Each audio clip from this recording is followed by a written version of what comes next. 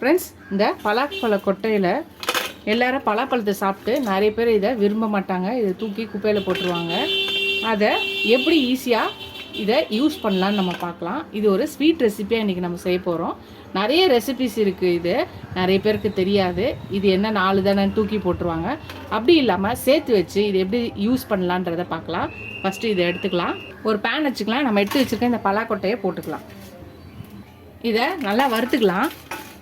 கொஞ்சம் லைட்டாக மேலே தோலெல்லாம் இந்த கருப்பாகணும். அது வரை இதை நல்லா வறுத்துக்கலாம். இந்த பலாக்கொட்டையை நம்ம நிறைய பேர் இதை குக்கரில் சாதம் வேக வைக்கும்போது அடியில் போட்டு வேக வச்சு எடுத்து தோலை வச்சு வெறுமனே சாப்பிடுவோம். அப்புறம் நம்ம உருளைக்கிழங்கு பொரியலோடு சேர்த்து இதை செஞ்சு செய்யலாம். அந்த மாதிரி வெறும்னா கூட இதை இந்த மாதிரி வேக வச்சு எடுத்துகிட்டு கட் பண்ணி வச்சு மிளகாத்தூள் உப்பு இதெல்லாம் போட்டு ஃப்ரை பண்ணி எடுக்கலாம். இது மாதிரி பலாக்கொட்டையில் நிறைய ரெசிபிஸ் இருக்குது. வேஸ்ட் பண்ணாமல் இனிமேல் அது தெரியாதவங்க பலாக்கொட்டையை வேஸ்ட் பண்ணாமல் இது மாதிரி எதையாவது ஒரு ரெசிபி செஞ்சு எதுவுமே செய்யலனாலும் வேக வச்சு உரித்து சாப்பிடலாம். நல்லா வறுபட்டுடுச்சு. இப்போ இதை எடுத்து ஆற வச்சிடலாம். இது ஆறினோடனே ஆறிடுச்சு. இந்த தோலெல்லாம் நம்ம உரித்து எடுத்துக்கலாம். இந்த மாதிரி தோல் வந்துடும். இந்த மாதிரி தோலெல்லாம் நம்ம எடுத்துக்கலாம். எல்லாத்தையும் தோல் எடுத்தாச்சு.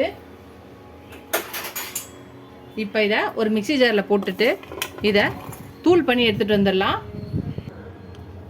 அரைச்சாச்சு நம்ம பலாக்கொட்டையை.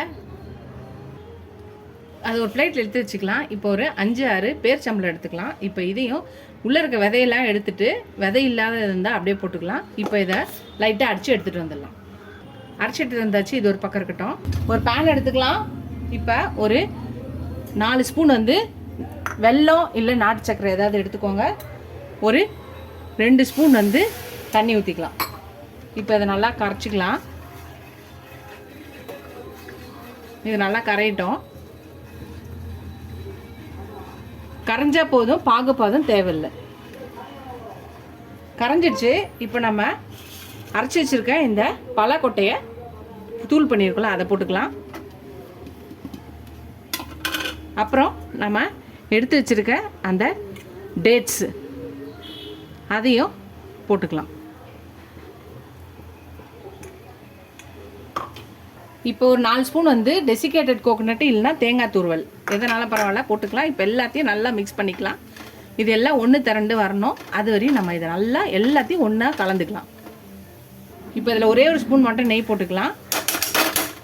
டேஸ்ட்டுக்கும் அது நல்லா பைண்ட் ஆகிறதுக்கும் ஹெல்ப்பாக இருக்கும். உங்களுக்கு வேணும்னா நீங்கள் ஏலக்காய் தூள் கூட போட்டுக்கலாம். வேணும்னா நீங்கள் போட்டுக்கலாம்.